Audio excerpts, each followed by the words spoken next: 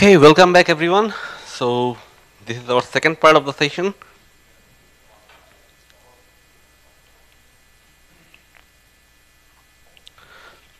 So what was our problem 4?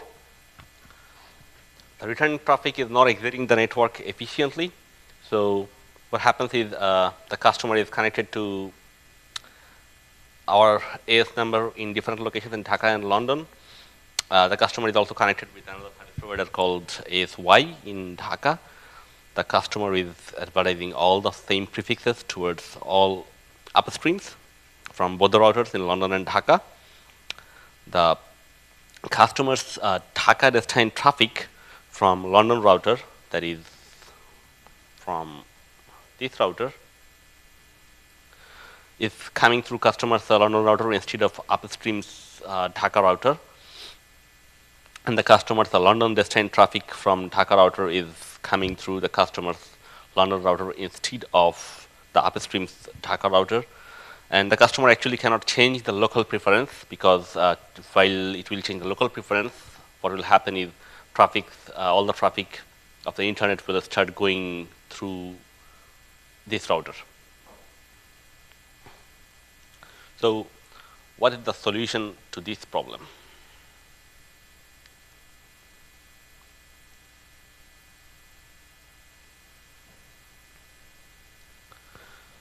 So if we need to change the local preference, then what happens is in the any side, it might force the customers all traffic to come through the other operator or other transit provider.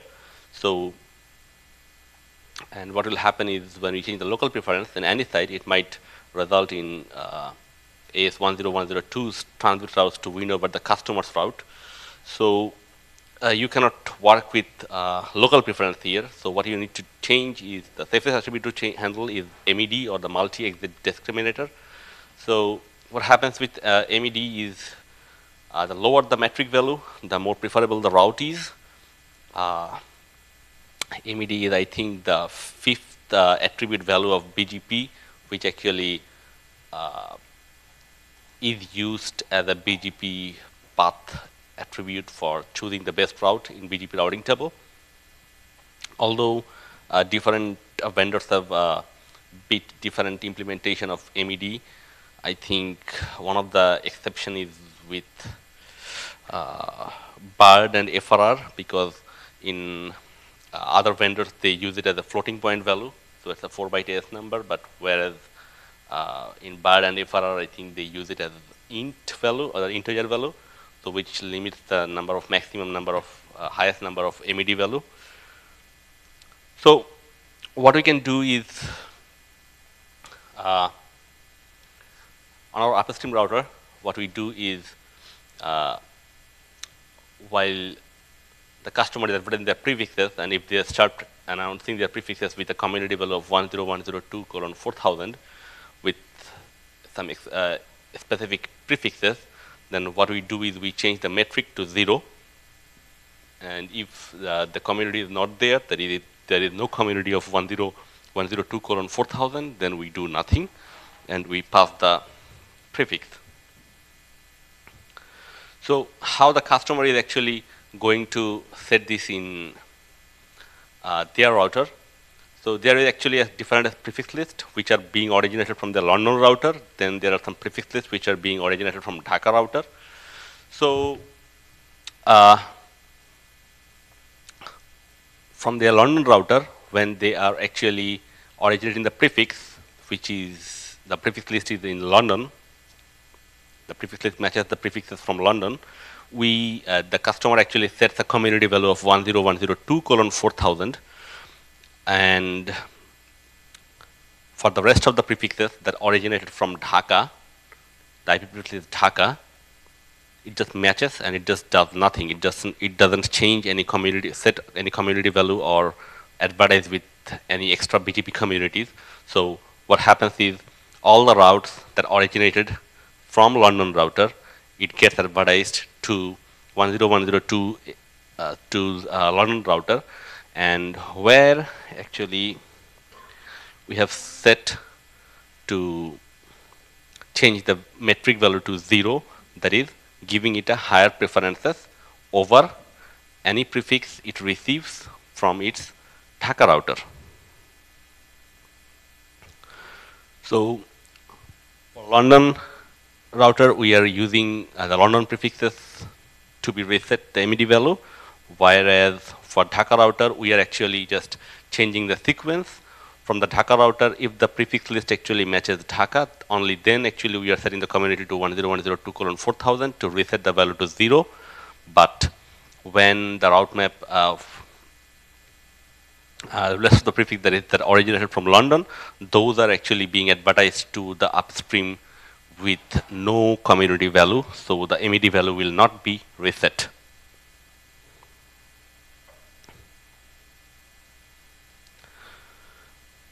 Problem number 5, the return traffic load balancing.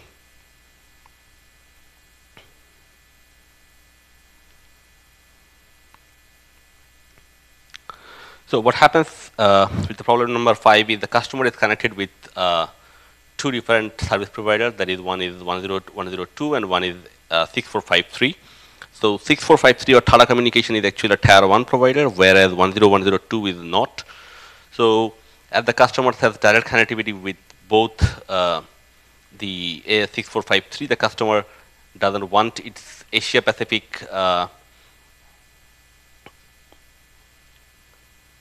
return traffic of AS6453 from Dhaka router to from using 10102 except the last resort. You see that the AS6453, the customer is actually connected in Mumbai, India.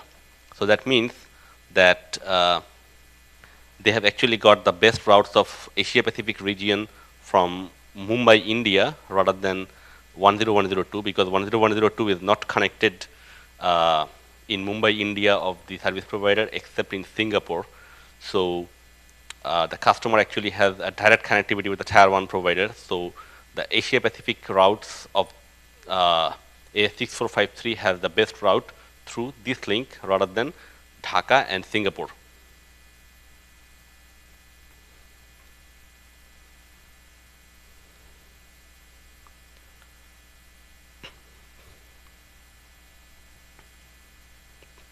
So what will customer do? The customer will want to use AS10102 for transit to AS6453's Asia Pacific destined routes as a last resort. The customer's prefix has to be AS path prepended towards 6453 in Asia Pacific region from AS10102, and the customer's prefix has not to be advertised to Tata's European Union region, but to other upstream and peers. So how do we do that? So AS10102 has community for AS path prepended once, that is 10102:1 CTP, where C actually stands for a code for the region, like from 0 to 7. So for 0 it means globally for all upstream providers across all region. 1 to 7 actually stands for the same region code previously mentioned. 1 for Asia, 2 for European Union, 3 for North America, 4 for South America, like these. So if we say it 10102:2, then the path is prefended twice. If it is 3, then the path is prefended thrice. And if it is mentioned with 5, that means do not redistribute to a specific region with C or a specific transit provider code. So how the transit provider code works, like if you have got 00 in the last 2 digits, that means globally for all transit providers. For 01, it means towards AS6453. For 02, it means AS3356, and so on. You can actually go on coding the AS numbers of different service providers in using this code up to 99. So there is actually hardly any company who can actually who does actually have more than 100 transit providers connected.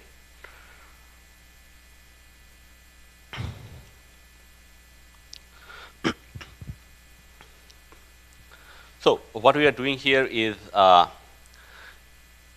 when we are advertising our prefixes towards the upstream provider AS6453, what we are doing is if the community matches any 10102:1001 or 10102:1101, then our path is prevented ones. So what does 1001 stands for and 1101 stands for? 1 stands for prepending ones. 0 means globally. 201 means AS6453 or Tata. So what happens in this configuration is if the end user is advertising a prefix with 1001 or 1101, then we are actually prepending our AS once towards global 6453 or towards only Asia Pacific region 6453. If it is 2001, then it means we are not advertising it to anywhere. If it is 3001 or 3101, it doesn't mean that we are prepending thrice for the same configuration. And if the community matches 5000 or 5001 or 5101, then it means we are not advertising it from our Dhaka router towards any AS6453 router. So 5000 means that globally we are dropping it. 5001 means not towards any 6453, or 5101 means only to a specific Asian region 6453. That means if AS6453 has any POPs or any connecting point in Asian region in one of the Asian countries like India, China, or Singapore, or Hong Kong, then it will be dropped and not be advertised towards that upstream provider. So this actually stands for the Dhaka router, but whereas for the Singapore router it is a bit nearly same.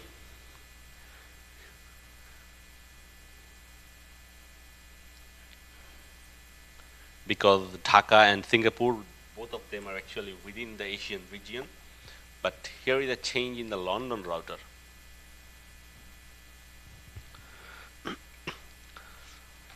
So what happens is if the community matches 1000 or 1001 or 1301.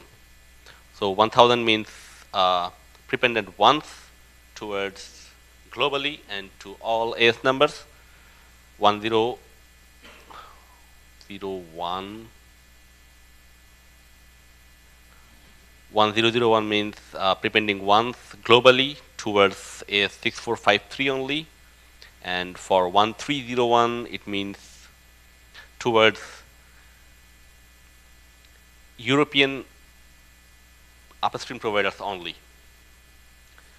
So the same thing stands for 5000, 5001 and 5301. So if it matches 5000, 5001 or 5301, it will be entirely dropped. So what does the customer needs to do in its iOS configuration? So the customer has to create a route map with the match clause, mainly matching their IP prefixes, and what they can do is they can set the community to 10102:3101. That means 10102 will be prepended thrice, specifically to Asian region and to AS6453. So if the upstream provider 10102 has connectivity with AS6453 in Asian region, only then it will prepend the path thrice. Otherwise, there is one more community, that is 5301. 5 means drop the prefix and not advertise the prefixes towards anyone. 3 stands for European region and 01 stands for 6453.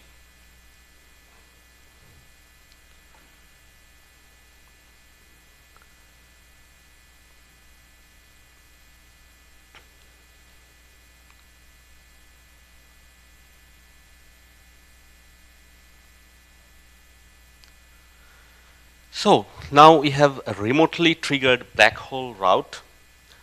So what happens with a RTBH or remotely triggered black hole route? The client suddenly starts facing massive DOS or DDoS attacks. So all of the sudden the client's backbone links are saturated and the client cannot communicate in between their London and Dhaka router. So the client needs to have a way to let the upstream know about the IP address that is being attacked. So what will the upstream will do is it will just null route that specific IP or that specific prefix. So the traffic will not be forwarded towards customers' links, and the customers' links will not be saturated and will be reusable again. So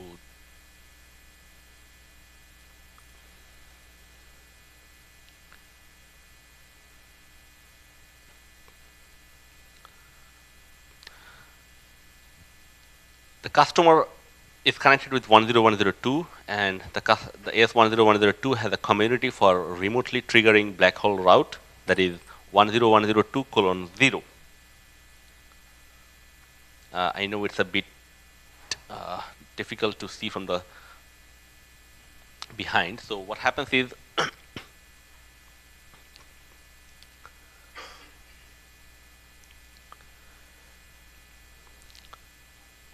in the upstream IOSX router, the 10102 is doing is creating an interface null 0. Then it is doing a static route of the specific IP address towards null 0, and when the customer is sending a specific prefix with 10102:0, then it is setting a tag of 66, setting a local preference of 200, setting the origin and modifying the origin towards IGP, and setting the next hop towards 192.0.20.0.2.0, which is actually the IP address of the null 0 interface, and setting the community to no export.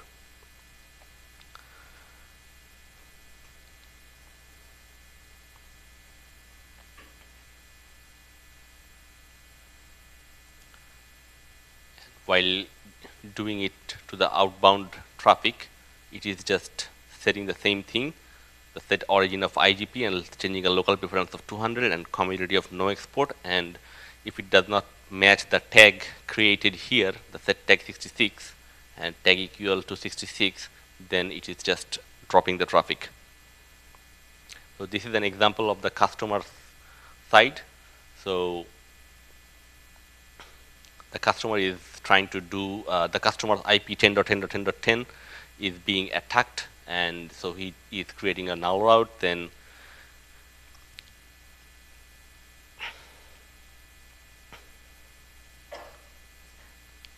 this is the IP prefix list black hole routing, and he is setting a tag of community 10102:0. So you can see that what are the benefits of being connected with the upstream provider who has actually got a broad range of community information, and how you can modify and change, and you can get a much better support without even intervening with them or communicating with them. So lives get actually much more easier. So this was about when you are actually a customer. But what about that when you are actually the operator or when you are actually the transit provider?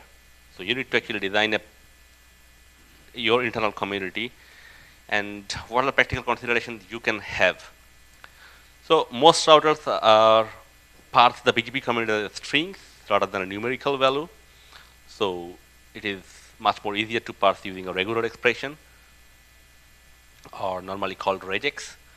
So when you will be designing your community, it has to be designed with much more precision, because if you want to start considering using number, then it will not help you too much. Think strings and character positions. So for example, 10102:1234 can easily be parsed as field number 1 of value 1, or the field number 2 of value 23, or the field number 3 of value 4. But you cannot actually easily parse it numerically. For example, larger than 1233 because the router do not have such facility. So uh, if you are having a 4-byte AS number, so in that case you have to consider trying to use large BGP communities. And for large BGP communities, as it is not yet in production environment for most of the router vendors, so you need to consider routing a router vendor who has actually implemented the large BGP communities and who are actually using it.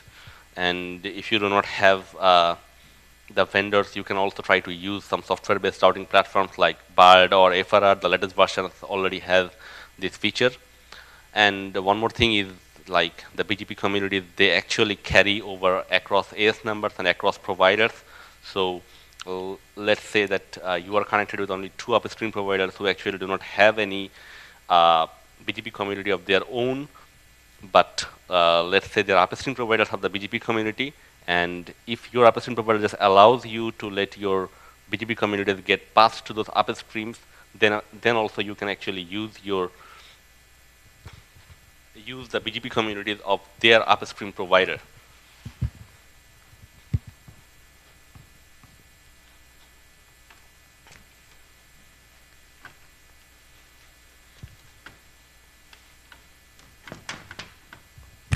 So let's say here is customer, here is your upstream provider,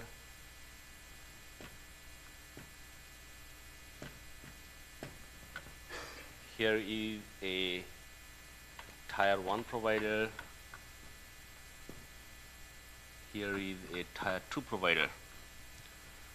So what happens is tier 1 providers, they have communities, tier 2 providers, they have communities, but upstream 1 and upstream 2, they do not have a BGP community of their own. So you have to at least request them and make sure that they are actually capable of receiving your community, the communities you are sending with your prefixes, and they can advertise it towards upstream. So what happens is, even if you tag one or some of your prefixes with a community of tier 1, it will actually be honored by tier 1. The same thing stands for tier 2. So you have to make sure that your upstream providers actually is passing the BGP community and not dropping them.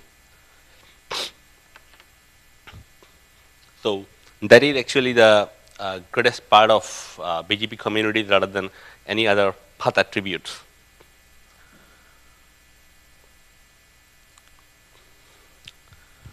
So communities implementation can essentially be classified into 2 different types. So one is informational tag and one is an action tag. So about informational tags, the communities are set by and sent from a provider network to tell their customers or tell their users or end users or other interested party something about the specific prefix or a specific route. Whereas an action tag, the communities are sent by and sent from a customer network to influence the routing policies of the provider network or your upstream provider's network. So it can alter the route attributes on demand based on the communities designed and based on the communities set by the end user. And actually it works both globally and within your own network. You can also control the import or export of routes. So while designing, you have to keep in mind about like how you can distinguish between informational tags and how you can distinguish between the action tags. So an informational tag mainly focuses on where the route was learned, maybe or the geographic area, like the continent, country, region, city, etc. in a very short geotag, how the route was learned, the relationship data, like how the transit, peer, or customer or internal route or locally originated route. So actually there is no other good way to pass this information towards your upstream and towards everyone else. So what can be done? This data can actually be used to make policy decisions, like I have mentioned earlier in one of the problems, that you are using the community of AS6453 to divert some of your specific traffic towards one upstream who has actually connectivity with multiple public peering locations like Equinix or like uh, LINKNX or maybe DECAX or MSIX. So, and what happens is exporting this data to the internet also can provide some invaluable assistance to the third-party networks you may never even know about. This is usually a very good thing for everyone because what happens is um, we are actually making mistakes in BGP routing every now and then. So when you are actually tagging this information with a specific prefix, and let's say that one of your user has actually made a mistake while routing or configuring the BGPs, actually a third party can come up with a very quicker solution of a problem, like talking with the end user and talking with the without even intervening with the middleman, I mean the upstream provider of one of yours. So how we can encode the information? We can encode simple arbitrary data, like each different network can have define its own mapping, like which must be published to somewhere so that you can get it everywhere from the information, and mostly everyone does it in the IRR or Internet Routing Registry. So like definitely when you are getting your IP addresses or AS numbers, you definitely have got it from some of the local registries like APNIC, RIPE, ARIN, or AFRENIC or LACNIC. So mostly everyone does that in their description of AS numbers. So you can actually define it like I have showed earlier, the continent, 1 for Asia, 2 for Africa, 3 for Europe, 4 for North America, 5 for South America. Then you can define the relationship of like 1 is equal to transit for public peering, private peering. You can also use ISO 3166 encoding for country codes into 3-digit numbers.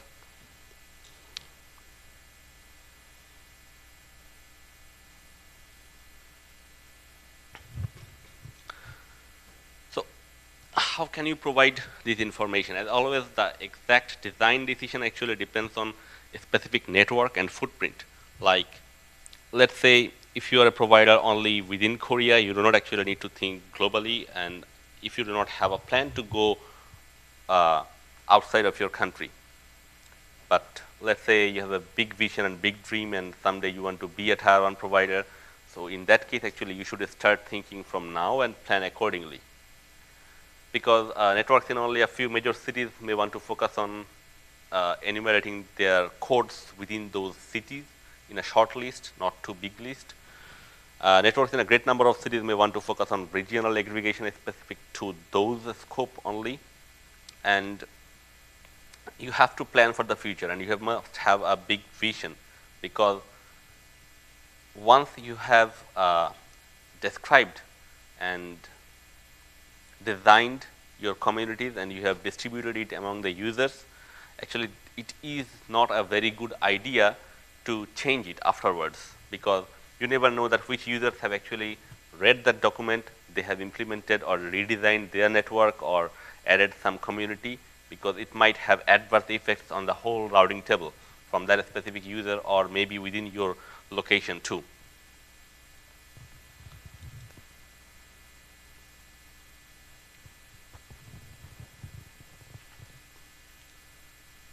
So how can you make best use of the informational tags? You have to make sure that the informational tags from your action tags can easily be distinguished. You can choose in between, like what is the difference between the informational tag and the action tag. So what happens is you can make the informational, as an example, you can make the informational tag with 5 characters in length, but you can make the action tags of 4 characters or less. So that actually allows you to easily match informational tags from 10102 colon 5 colon. This means dot curly braces 5 that means that any length of character of 5 digits. So how it actually helps? Because what happens is, as a provider, you are not to accept informational tags from your customers, because you are setting the informational tags and you are distributing it to your users. So while you are not supposed to receive any prefix which is being sent to you with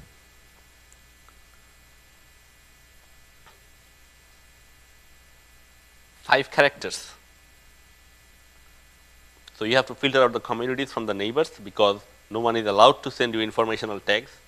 And so you have to accept what? You have to accept only filters that have a length of character of 4. It is actually a major security problem, because what happens is someone might change some of your prefix and re-inject it into your routing table.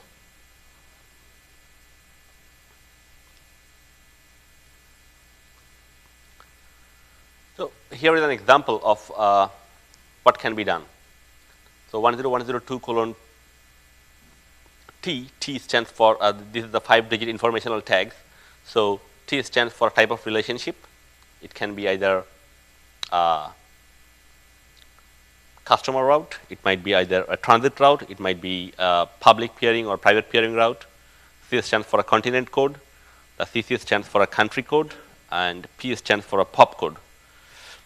So let's say if I have a community of 10102:21021, so the first digit 2 stands for a public peering route, the next 1 stands for prefix originated within Asia, the next is 02, which stands for Singapore, and 1 stands for Equinix within Singapore.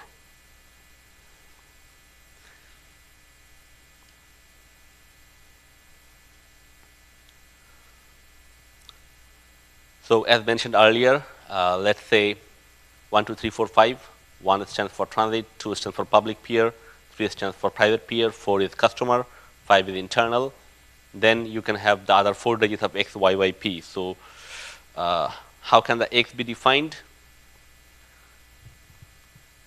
1 for Asia, 2 for Africa, 3 for Europe, 4 for North America, 5 for South America, 6 for Australia, 7 for Antarctica. Then for the YY part, you can actually use country codes like Bangladesh and Singapore. They are within Asian region. So the first value will be 1 for the continent. Then the second value is for 01, it is Bangladesh. For 02, it is Singapore. United Kingdom and France, they are within European region. Actually, I think I should remove United Kingdom from here, because I don't know like whether it's going for Brexit or not, or what will happen. So it's not a good example to show. So like right now, you can design it with 01 for United Kingdom and 02 for France. This 2, T2, actually this 2 stands for European routes.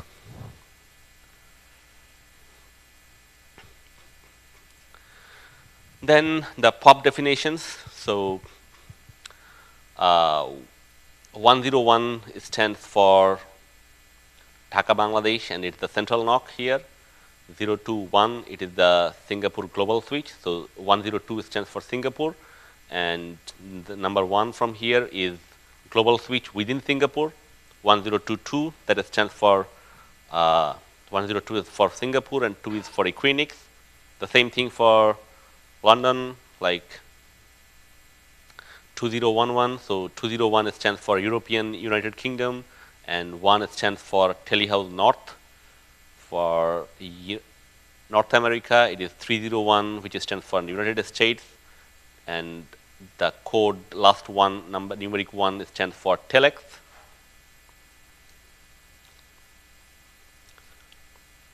So these are the details of how you can design your informational tags or BGP communities. So next, you need to provide some access to actions, like how the user can actually modify their routing policies, and they can tag or attach a BGP community while advertising their prefixes towards you. So for a remotely triggered black hole route, you can set it like :0. For changing the local preference, you can use 102.1.1.0.2.105, which is higher than a customer route, 101.102:95, which is lower than customer routes and higher than peer routes. 85, which stands for lower than peer routes but higher than transit routes. 75, which is lower than the transit routes. Then you can use 101.102:4000, which is resets the MED or multi-exit discriminator value to 0. This you can use only when there is changing the local preference is not a suitable solution for you. And this can also be used as another BGP attribute to prefer the main link over a second or backup link.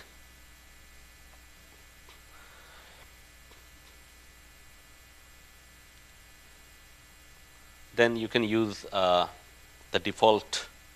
two default BGP communities, which stands for no export and no advertise. So what happens with when you advertise with the no export, it is actually like keeping the prefix within the AS, and no advertise is keeping the prefix within the local router.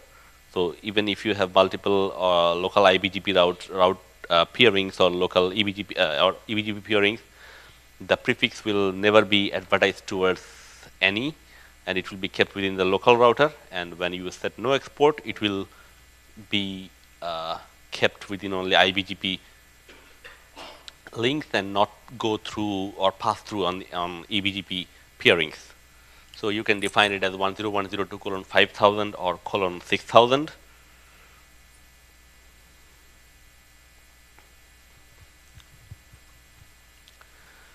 Then you can modify like how the prefixes received or the prefixes advertised from your customers will be redistributed toward other peers or other transits.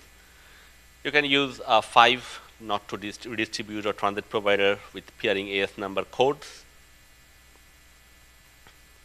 Then you can use one CTP, which stands for prepending 101.102 or your upstream provider's AS number once or twice or 3 for 1, 2, or 3.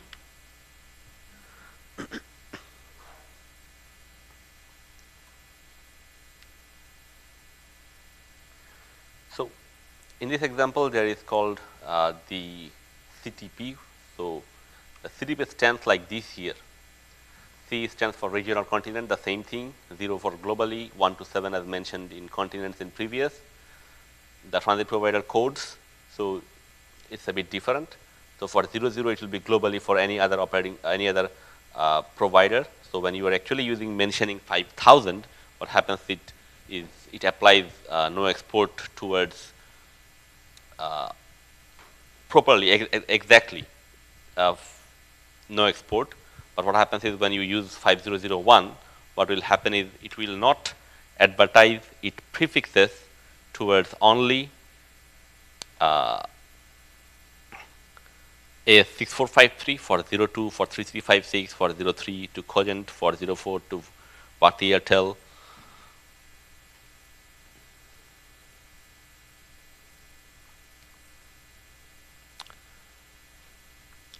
So there are some caveats of BGP communities which I want to mention here. There was an RFC 4384 which actually defines about the using BGP communities for data collection. It was mentioned as a BCP or best current practice. So be careful about that you are not overlapping with any of those BGP communities. But what it happens is it actually uses a similar approach, but using bit values rather than numerical number values or integer values.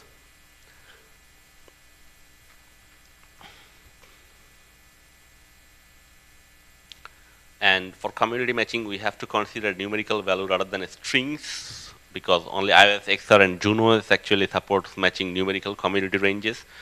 So if you are having multi-vendor implementation across your network, you should consider these also. And there is actually no space for action communities unless we use the extended communities. So we can point only up to country level or geolocations, not city or pop like these. Then definitely there is the problem of, like, nowadays no RIR is providing you with a 2-byte AS number anymore. So if you are having a 4-byte AS number, then actually this solution is not going to work. In that case, you have to consider using large BGP communities. But as I have mentioned earlier, that for large BGP communities, you actually need to have a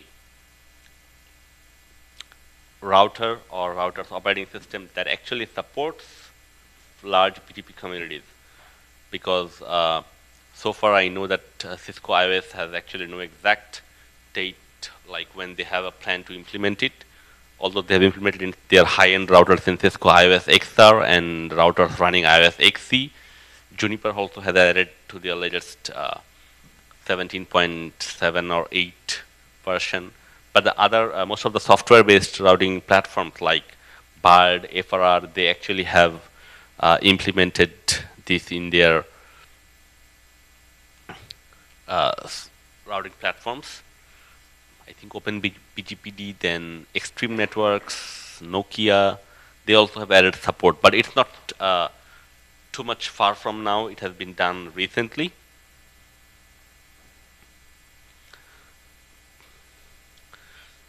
So here are some much more references if you want to learn more about BGP communities or how you can design or implement a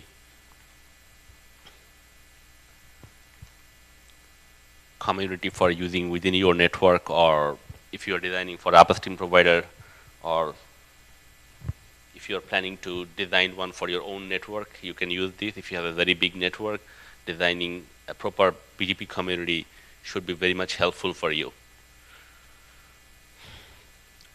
So that will be all. If you have any questions.